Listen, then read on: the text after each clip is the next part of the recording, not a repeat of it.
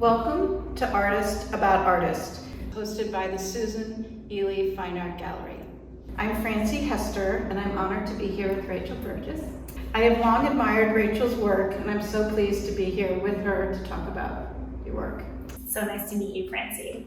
And in exciting news, Rachel has an exhibition that just opened at the Sifa Hudson Gallery. So today, I thought we would begin our conversation with a little background about Rachel. Rachel is based in New York, originally from Boston. She received a BA in literature from Yale University and an MFA in illustration from the School of Visual Arts. Rachel's primary medium is monotypes, and she has been exhibiting her work since 2017 with the gallery. Drawing on her background in literature and illustration, Rachel's work reflects on which stories to tell, what it means to tell stories, and when we are inherently unreliable narratives. So let's begin with your artist process, and we have two of your beautiful prints here. So can you share us your techniques? Sure, thank you. So I work primarily in monotype, which is a form of printmaking in which you get a single irreproducible print as opposed to etching or lithography where you can make 100 copies of a piece. And to make a monotype, I always start by drawing on location using pastel and watercolor. I don't use photo reference for my work because, as you mentioned, I'm really interested in narrative and sort of the storytelling process. And for me, a lot of the editing and manipulation that goes into my images happens while I'm sketching. Once I sketch on location, usually up in Maine, I take my drawings back to a printmaking studio, and that's where I make a monotype. What I do is I take a large sheet of plexiglass, so the size of my image, and I paint on it in lithography or etching inks, which are oil-based inks, so it's similar to an oil painting on paper, but I don't use brushes.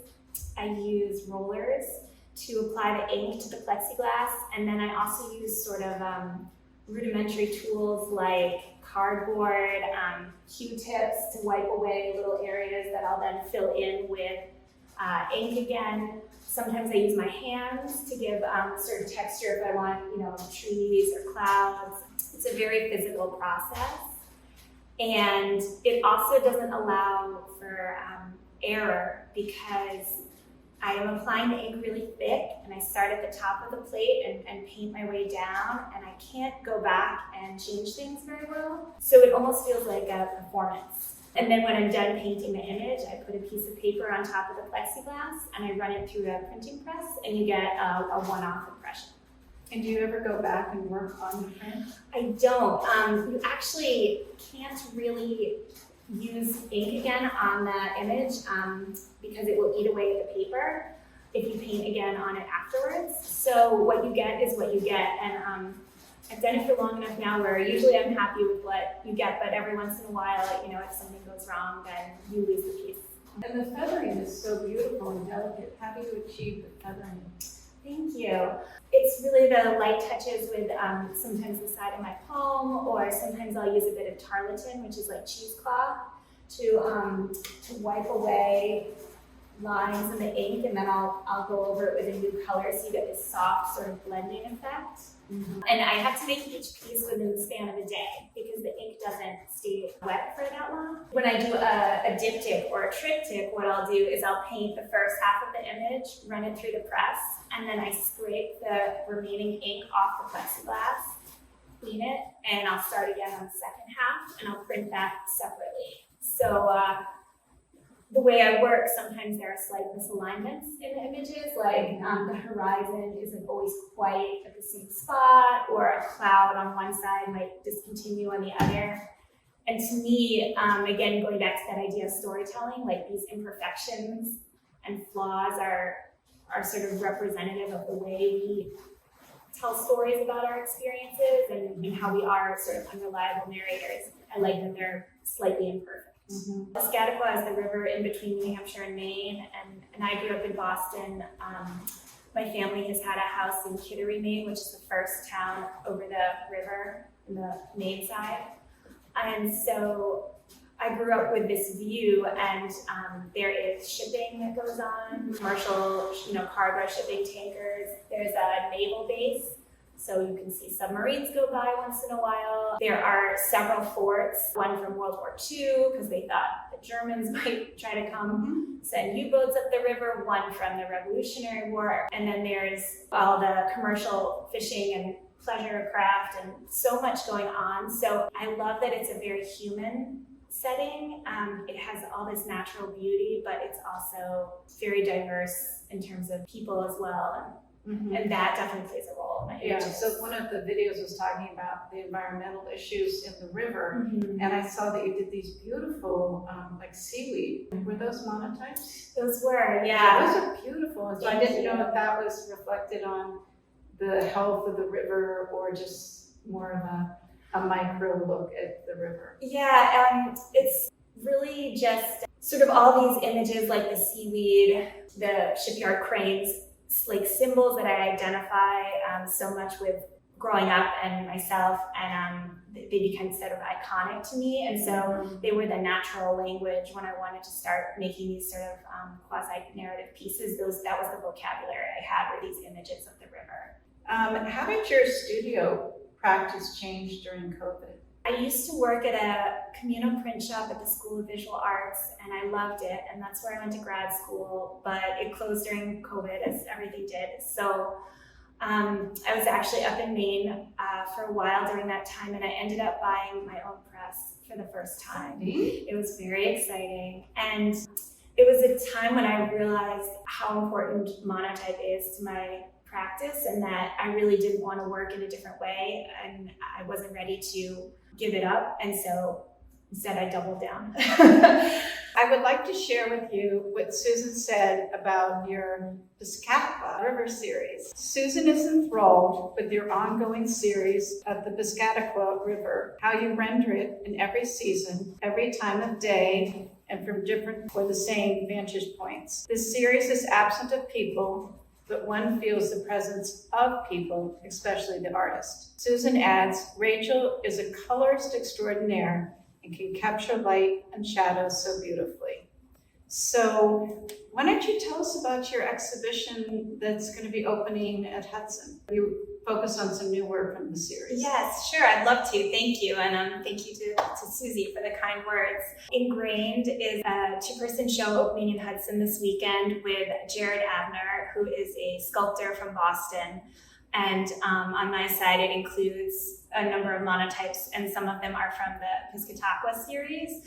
And the idea of ingrained is sort of, when I run my pieces through the printing press, the ink gets absorbed into the paper. And so the images are literally ingrained into the surface. But also the idea that, these are images, and this river and this view is something that I've been carrying with me for 30 years and is ingrained into sort of my sense of self and my way of looking at the world. The pieces in the show are some of the more recent images in the series. I actually just finished piece 100 a week ago, but I haven't shared the last few pieces yet. And there has been sort of an evolution in the series. When I started, the images were very elegant, a little more restrained and refined, and I think I evolved into sort of a looser, almost more raw way of working, and so I'm excited to share these newer pieces. You've been in literature and in illustration, so how do those two disciplines influence your work and how you approach the series or whatever you're thinking about?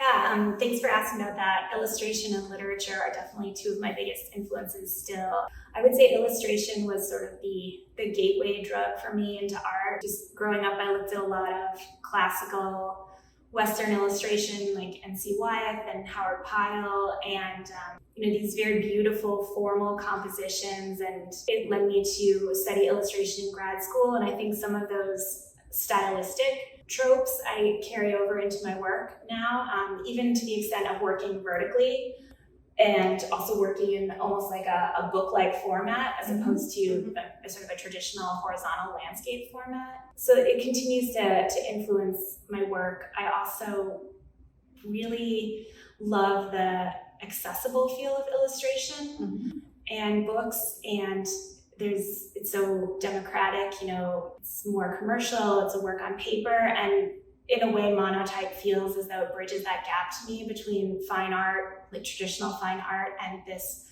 more commercial sort of low brow world of art, because they're paintings, but they're also works on paper. They're also mechanized in a sense because they went through a printing press, and that is very important to me. So with your ongoing series, you keep a sketchbook, and I was hoping you could share some of your drawings today. Sure.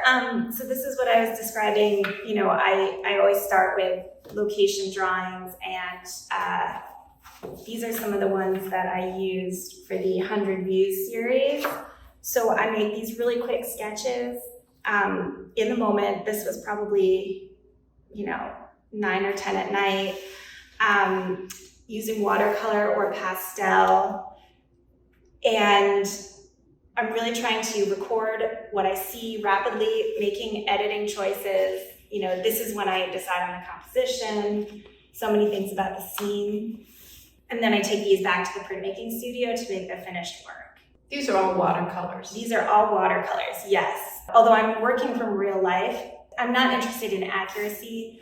And one thing about printmaking is, everything gets reversed when you pull the print anyway. So I'm not trying to record the actual scene. It's a feeling of the scene or a sense of what happened, but it's not aiming for actual representation. Right. Well, that actually leads us comfortably into the next part, what I wanted to talk to you about, your influences. Okay. Or people that have grounded your work and work that you go back to. And so I love that you also love the Japanese printmakers. And then I went back and looked at Monet's, series and other artists that go back to one place and sort of contemplate, time and space. But they also shared very much their narrative where a lot of the work went back to the studio. And then it was, would work on, like Monet would work on plein air, but then sometimes take it back to the studio. So I think it's sort of nice that you share a routine and a process, of that's been done in the past. And could you talk about the Japanese printmakers, Hokusai and Hirashika? Sure. So they were sort of the inspiration initially for the 100 Views series. I had never worked deliberately aiming for a set number of pieces in a series, and I was really drawn to that idea. So Hokusai did the 36 views of Mount Fuji, and Hirashige did 100 famous views of Edo, and I loved the idea of taking one subject and looking at it from a multitude of perspectives. So that was sort of the jumping off point. They were a loose inspiration for what I was doing, and obviously those are woodblock series and I was working a different way. But what I also loved about their work is it's incredibly famous now, and originals are very valuable, but when they made them, they were, in a sense, illustrations, and multiple copies were made, and there was this sort of mix of lowbrow, highbrow, art happening, and so again, that I wanted this series to feel very accessible in the same way. One aspect I loved about the Japanese printmakers, which I didn't know, is that they ran them off at prints, and it was meant for the masses. And so the cost of the print was based on the bowl of rice. And I just sort of like the symbolism of that. Yeah, I love that. It's a different way than how we usually view fine art. Right. Especially nowadays where it's so escalated, in the retail world. And that's actually dovetails nicely because you brought up two other artists that I didn't know, Charles Woodbury and Martin Johnson Heade. And those are both, they really dedicated themselves to sort of natural beauty in New England. It was supposed to meant for like everyday life, through that lens. And Woodbury said, I paint with verbs and not nouns, which I thought, it's an activity, it's active, of what you're working on. It was like this performance in your studio. And so can you talk about why you gravitated to those two artists? Sure.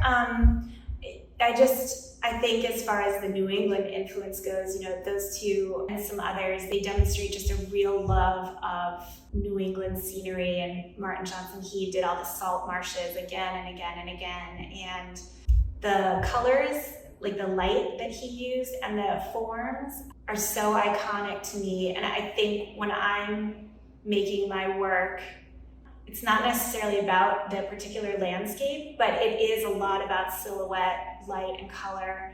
And I think he really captures that. And then Woodbury did these beautiful etchings of waves, and he was a great painter, but he also did these prints that sort of really influenced me early on when I was getting interested in printmaking. That's fascinating. And then you mentioned two other artists that I didn't know, Lois Dodd and is it Adele Adams? So, yeah, so tell me about those two artists. I mean, I was looking at their work, but what drew you to them? I love that they're sort of what I was just talking about. They both paint a lot of landscapes, or what you would call landscapes, but really I think the landscape is beside the point, and they're very abstract, and it's really about the painting and not the subject. And Lois Dodd painted so much in Maine, and she's really having a moment now, and I love her work. And then Attila Don was, there was a show of hers at the Guggenheim last year. I was looking that up. It's and really she nice. was a writer, and so something about the fact that she was coming from this place of literature and then making these images, really spoke to me. So Yeah, wonderful. So we were going to do a little lightning round to end our interview. So are you ready? I'm ready. So what do you listen to in the studio? So recently I've been listening to This American Life, but I only listened to the episodes pre-2016 because I'm trying to do it pre-political division. Fascinating. So I'm listening to, This American Life from 2013, yeah. I know what you mean. When you're in the studio, sometimes you don't want no, I don't want it. I want the lighter stuff. Good. All right, best tip for an artist coming out of grad school or undergrad? I would say, if possible, try to find a job that is going to give you space to do your practice, whatever form that takes. If you have to get a job at night and work during the day, or I ended up teaching art 3 days a week so that I could have 2 days to work, and that was really important coming out of school for me. Right, you don't stop working. Don't as stop an artist. working. Yeah, Make it work. Make it work. Excellent. What is your go-to museum or gallery for inspiration? I would say my happy place, art-wise, is Rockland, Maine, which is about 2.5 hours up the coast into the state, and I try to go once a year.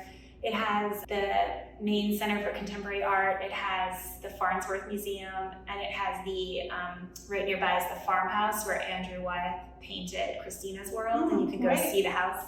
So it's like a super condensed dose of beautiful. Nice. Good. What is your best snack food in the studio? I eat a lot of olives. Olives! Yeah. That's so funny, like the really salty. They're really salty, yeah. I show up in the morning, early in the morning before other people get to the studio, and the first thing I do is eat a big breakfast, and then I finish it with a big bowl of olives, and that keeps me going. So. That's a really good tip. Mine's been dark chocolate. Ooh, that's but good maybe, too. I don't know. Olives sound good. Best advice you were given? I think the best advice I was given was always put the work first. And, when you hit a bump career-wise or vision-wise, or, struggling, just keep making the work, and that will see you through. And I think that's so true. Anytime in the studio, I feel good at the end of the day. And that's really the only thing, you can ask for, something control. So, yeah, excellent. And a good book or podcast you like right now? I just finished rereading a book called Crossing to Safety, which is Wallace Stegner, which I love, and I read every 5 years or so. So I like to revisit a book like that. Yeah, he's a beautiful writer. Yeah, it's a great story. Yeah, that's on my bedside table. So maybe you'll inspire me. I mean, I read it, but I'm going to read it. I'll read it again. Great. Did you get more out of it, right? Yeah, the second time. So I wanted to finish with one quote. to thank you for this wonderful interview. But the one quote I wanted to end with is a quote from Monet, and it said, "I would like to paint the way a bird sings." And I wanted to say that your work also shares the sense of capturing and bringing to life this sliver of time. So Thank you. Thank you so much, Francie. oh,